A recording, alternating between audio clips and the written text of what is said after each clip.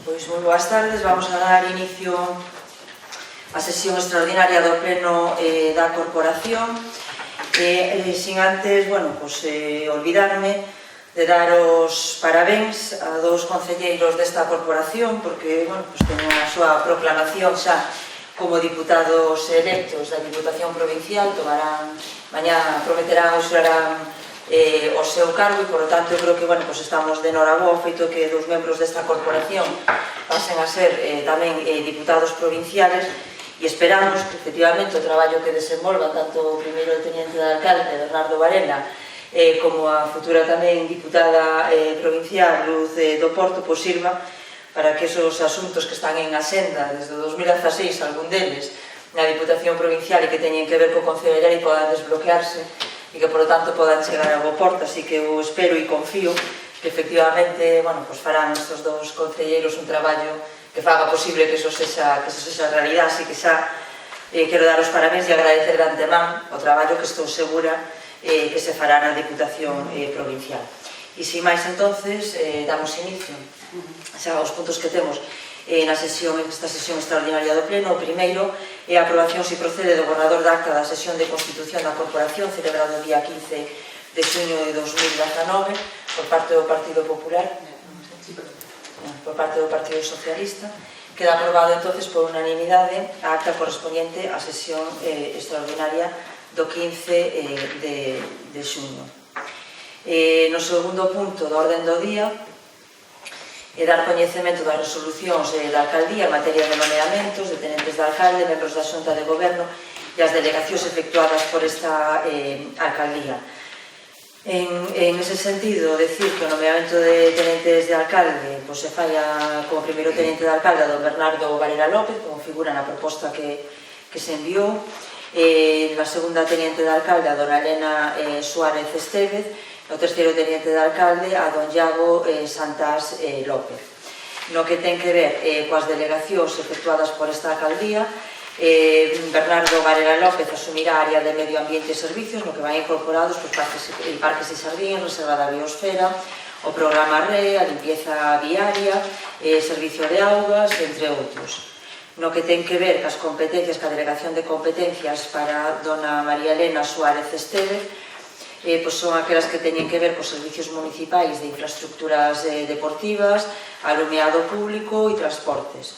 Con respecto a Iago Santás López, asumirá a Concellaría de Mocidade, Infancia e Voluntariado, e que ten que ver ca xestión da Casa de Mocidade e toda a política destinada á mocidade e á xente nova, no que ten que ver tanto co Consello da Mocidade, que se pretende constituir, como co Consello de Nenos e Nenas, que xa está constituído, no que ten que ver co voluntariado tamén. María López Rodríguez asumirá as áreas de promoción económica, turismo e comercio, a que, se me permites, que se xe moita sorte, que conozco esas áreas ben. Alberto Conde Rodríguez asumirá as áreas de cultura, de museos, personal e tamén a Consellería Delegada de Reatur S.A. María Isabel Poisa Reis continuará a área de Benestar Social, de Muller e Igualdade. Samuel Conde asumirá a área de Deportes e Accesibilidade e, por tanto, coordinará esta área deportiva ca Concelleira de Infraestructuras tamén deportivas, Elena Varela. Elena Estérez. Olga Quintana de Besa asumirá as áreas de ensino e normalización lingüística e en coordinación tamén co Concelleiro de Mocidade. Decir tamén que, tal e como figura no decreto, estas delegacións comprenden a dirección interna, xestión dos servicios correspondentes, incluída a proposta de gastos, a elaboración de proxectos, a presentación de proxectos e programas conforme as directrices que se establecerán nas reunións do Goberno local. No que ten que ver cos membros da Xunta de Goberno, nomease a don Bernardo Varela López, a dona Elena Suárez Estévez e a María López Rodríguez.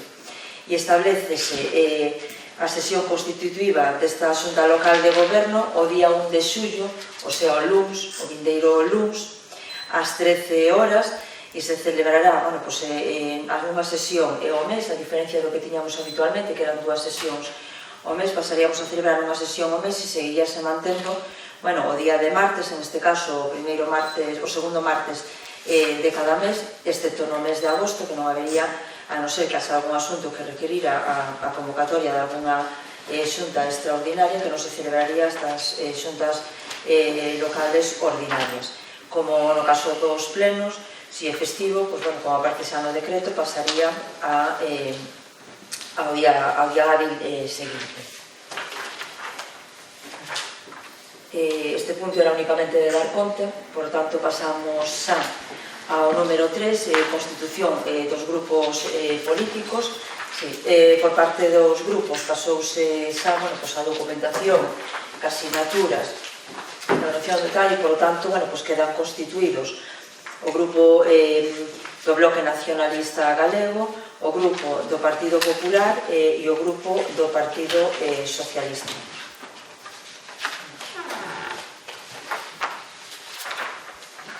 No punto número 4, creación e composición das comisións informativas permanentes. Na proposta que se trasladou para a orden do día aparecen recollidas as diferentes nomeamentos por parte de cada un dos grupos para participar en estas comisións que non sufren ninguna modificación. Siguen sendo as mesmas tres comisións, a Comisión de Obras e Urbanismo, a Comisión de Facenda, de Persoal e Réxime Interior e a Comisión de Servicios Municipais que tiñamos en anteriores mandatos.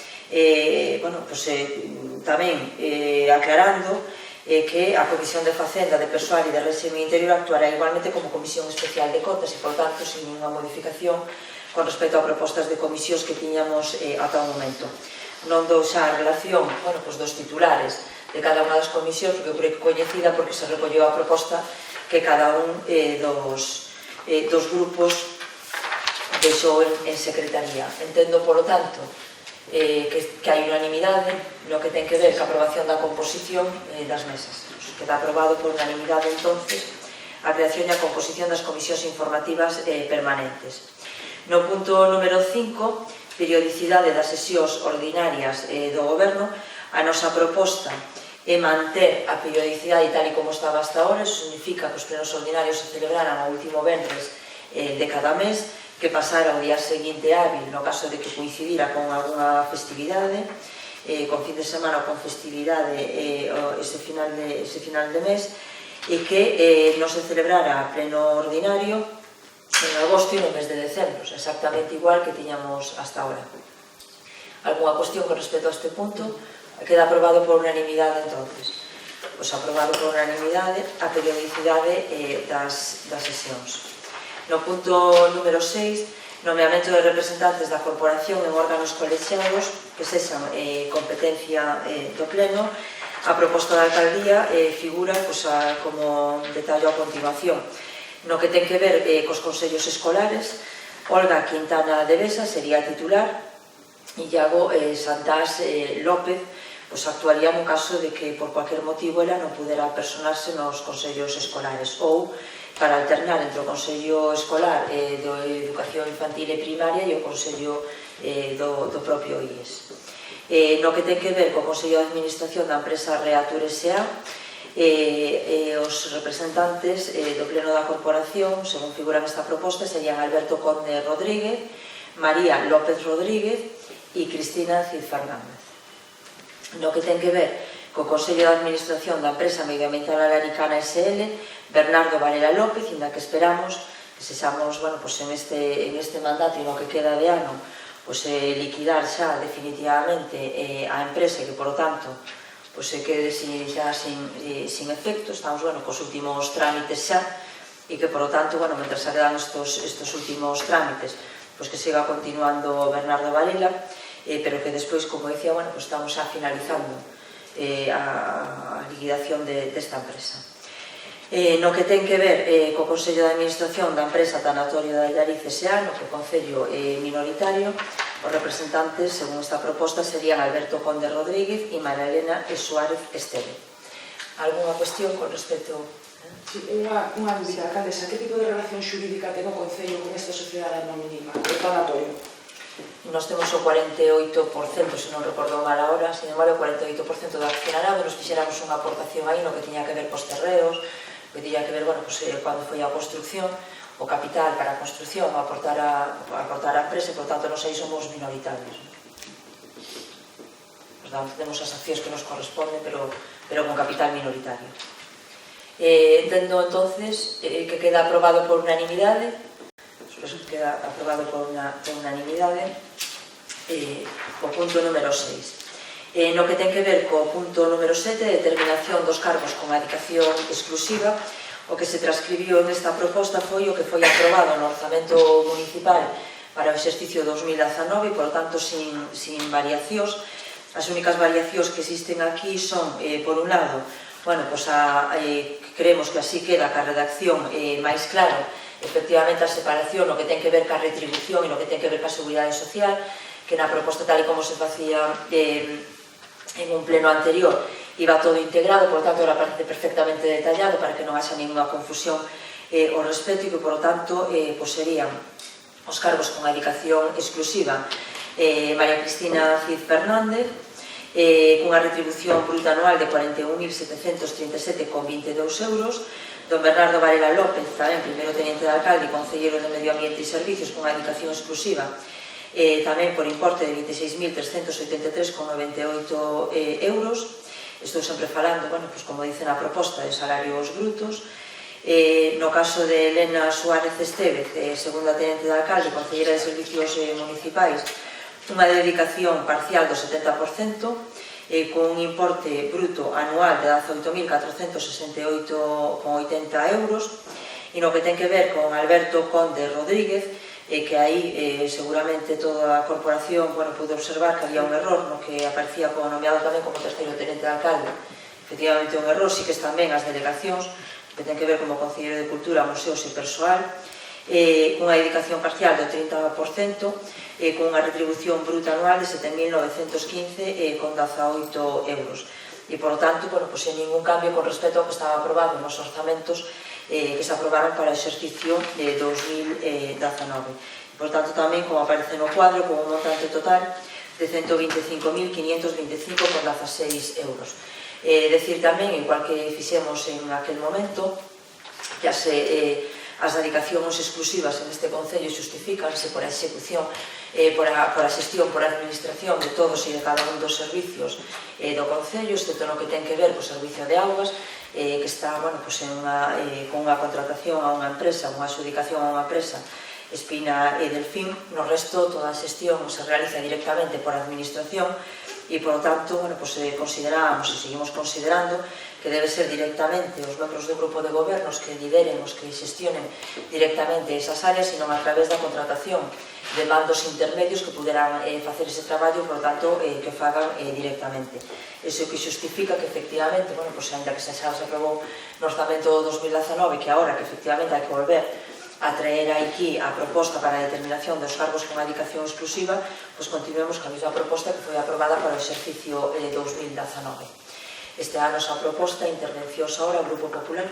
Si, nos vamos a manter a postura que mantemos dende vaiamos, no que non estamos completamente de acordo na forma de xestión que se leva dende o equipo de goberno, e non vamos a reiterarnos, non vamos a entrar en disquisicións sobre que dedicacións sí, que dedicacións non, nin valorar a cualificación nin o tipo de traballo que se envolva en cada unha, pero o noso voto vai a ser a abstención.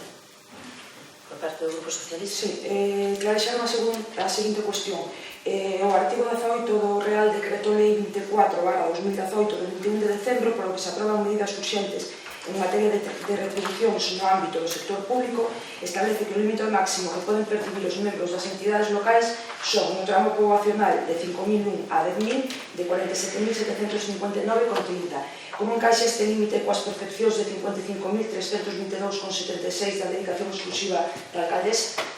Ben, o que estaba lendo a concelleira do Partido Socialista é a retribución, por tanto, a retribución son 41.737,22 euros. A lei o que fale de retribución, non fala das cargas da Seguridade Social, que non son consideradas retribución e, por tanto, non computan. Dentro disso, lóxicamente, cualquier contratación que fai o Concello, cualquier adicación exclusiva que tenga o Concello, conleva tamén unha alta na seguridade social e, por tanto, eso non se considera retribución. Lóxicamente, son cargas da seguridade social. É un coste para a empresa, pero non é unha retribución, porque non a percibe o propio traballador e, por tanto, o límite que se establece para a retribución son esos 47.000 euros e, por tanto, está por debaixo. Non sei se hai alguna cuestión máis que o secretario queda aclarar, pero esa é alguna cuestión. Sometemos entonces a votación. Votos a favor? Votos en contra? Abstencións?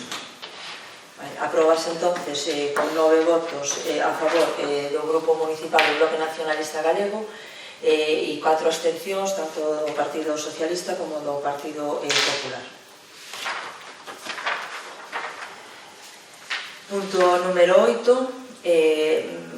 Constituímonos ahora para a aprobación, se procede, da conta anual do exercicio 2018 da empresa municipal Reatur S.A. e Xunta Xeral da empresa municipal e, por lo tanto, pasamos a celebrar este debate, neste caso xa como membros da Xunta Xeral, que o ser o pleno do Concello, a propia Xunta Xeral, constituímonos en Xunta e pasa a tomar a palabra Alberto Conde, pero estás deste lado, estaba buscando deste lado, Alberto Conde como consellero delegado da empresa municipal Reatur S.A. Boas tardes a todas e a todos. Como ben sendo habitual, e antes do 30 de xuño traemos a Asamblea Xeral de Reatur a conta do 2018 para a súa aprobación e se procede a cumplir coa normativa vixente ao respecto. As cifras globais de negocio de exercicio 2018 ascenden a 326.847,40 euros, como teñen na documentación que xa recibiron, manténdose nunha cifra moi similar nos últimos 5 anos, e que nos dá unha idea da importancia que ten Reatur dentro do punto de vista económico para o sector turístico en Allariz. Este ano 2018, na que se continúa con un volumen de actividade importante dentro da empresa de Reatur, levanos a ter un resultado de explotación de 1.384,72 euros, unha vez descontados os impostos e acadas un resultado positivo no exercicio na conta de pérdidas e ganancias de 6.493,50 euros. Por outra banda, no relativo aos préstamos bancarios que ten suscrito a empresa, seguimos tendo a mesma liña dende os últimos anos, que non é outra que a de facer unha amortización progresiva e continua que consigue presentar unha reducción considerable da financiación externa.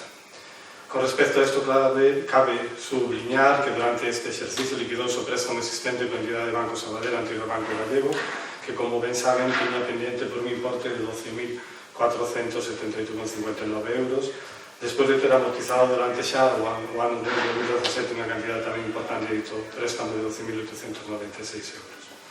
Durante os últimos anos tense realizado un exercicio de reducción importante de préstamos bancarios, como demostra tamén a liquidación xa no ano 2017 do préstamo existente da entidade da Caixa. Seguindo con esta apartado de préstamos, quedan pendentes por liquidar dous coa entidade, a banca. Un primeiro que no comezo do ano tiña un importe de 23.720,30 euros e que a final de exercicio 2018 ten pendente de amortización un total de 16.011,56 euros.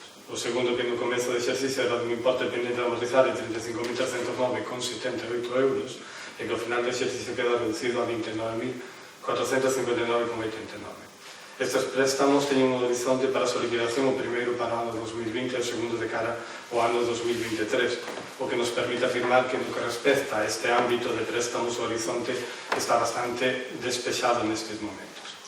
En canto ao patrimonio neto, mantense en torno a 2 millóns de euros, algo menos, tendo en conta que isto ven motivado non só pola xestión do camping Épica, sino tamén por os edificios significativos que xestionan o casco histórico de Madrid e tamén as casas de turismo rural. No relativo ao capital social non existe variación con respecto ao ano anterior, continuando en 680.400 euros. Destacar tamén o mantemento dos postos de traballo que continuamos a ter con dos postos fixos, ademais das contratacións de reforzo para épocas de maior actividade como pode ser o veráns ou Semana Santa. Ao mesmo tempo, é importante sinalar que se reduce o pago a proveedores neste exercicio pasando de 33 a 31 días, algo que ven sucedendo nos últimos anos tamén. Durante este exercicio continúase con mantemento da actividade prevista durante os últimos anos, que non é outra que facer de Reatur unha empresa que cumple tanto coa dinamización económica da Allariz a través do sector turístico, poñendo en marcha, dende o seu inicio, un proxecto cultural complementario entre o Concello e a Sociedade Mercantil a través da actividade do camping, da hípica e dos aloxamentos dependentes da empresa. Esta actividade contribui, sin dúbida, á dinamización económica da Allariz, o comercio e a hostelería. Para a consecución destes obxectivos desenvolve a actividade por parte da empresa a través da atención de grupos organizados, persoas particulares e independientes e que se atenden tanto na hípica como no camping, cafetería e alugueres, manténdose durante os últimos anos unhas cifras moi similares tamén con respecto aos anos anteriores. A día de hoxe, o modelo de empresa é totalmente válido, como así demostra a utilización dos servizos que presta por parte de persoas de moi diferente procedencia e grupos tanto de escolares como de outro tipo de asociacións. Para rematar, indicar que, como se pode comprobar na documentación entregada, a viabilidade da empresa Reatur permite continuar con unha actividade que resulta estratégica e fundamental para o desenvolvemento turístico e económico do Concello de Allariz. É por todo exposto que o grupo do BNG vai a votar favorablemente a estas contas que se presentan na Xunta Xeral de Reatur. Ben, ainda que como mencionaba o concelleiro, isto é un debate que se fai habitualmente ca Conta Xeral por parte do Partido Popular. Efectivamente, a cuestión que quería facer esa, que para podernos facer a nosa labor de fiscalización e dado que as contas dos organismos autónomos forman parte, como ben di, da Conta Xeral, e nese momento nos poderemos examinar a documentación que creamos oportuna e que se nos aporte. Quero facer neste momento simplemente unha apreciación e que na documentación que se nos aporta, e o concelleiro acaba de mencionar o tema dos postos de traballo, os fijos e os pisos que son eventuais, que non está reflectido no cadro que se nos envía. Supoñemos que é un erro, pero que si é posible para cando vayamos a debatir as contas, se nos aporten eses datos de cantas persoas temos discontinuas e fixas e o resto, nese momento, falaremos do resultado e do noso. Por parte do Partido Socialista? Vale, pois procedemos e pasamos entonces a votación. Votos a favor? Sí? Non fixéis aparecer no cuadro final. Bueno, en todo caso, se xa o revisamos e se pasas a facer unha relación. Vale, procedemos a votación entonces. Votos a favor das contas de Reatur de exercicio 2018. Votos en contra. Abstencións. Pois apróbase cos 9 votos a favor dos concelleiros do Grupo Municipal do BNG e a abstención do Grupo Partido Popular e do Grupo Socialista. Punto número 9, medioambiental alaricana. En este caso tamén constituído como Xunta Xeral da Empresa Municipal Medioambiental Alaricana de Allariz S.A. A aprobación se procede tamén da conta anual do exercicio 2018. Ten pero el parelo a palabra o primeiro tenente de alcalde, Bernardo Varela.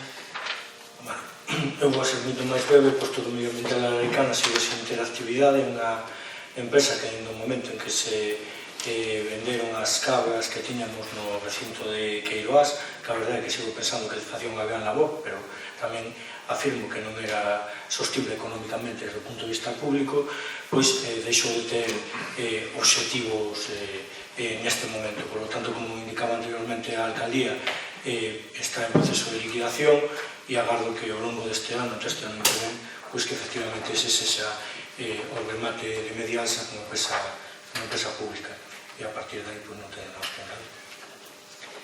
Por parte do Grupo Popular, por parte do Grupo Socialista, bueno, pois queda aprobada a actividade dunha empresa sin actividade. Sí. Por lo tanto, bueno, pois, como dou por feito que vai haber tamén unha abstención, procedemos a votación. Votos a favor? Votos en contra? Abstencións? Vale, pois queda aprobado con 9 votos e con 4 abstencións. Non hai máis puntos na orden do día, será unha sesión extraordinaria no que ten que ver coa organización. Si é verdad que se podes un minuto os portavoces para ver a posibilidade de fixar xa e mirar a posibilidade para fixar unha xunta de portavoces e ver a ver como no tema que ten que ver con vacacións e demais, pois como nos podemos organizar para facer esa xunta de portavoces. Pois se vos quedades... Unha pregunta, non sei, imagino que non vamos a ter pleno ordinario ahora en junio, e non sei se nos extraordinarios non hai probos ni preguntas, pero ocasión que fixemos alguna excepción, eu quería facer dos preguntas, se se admite ben, se non, os podíamos para... Creo que admitir que conste en acta non as podemos admitir. Eu podo contestarches fora de acta se as podo contestar.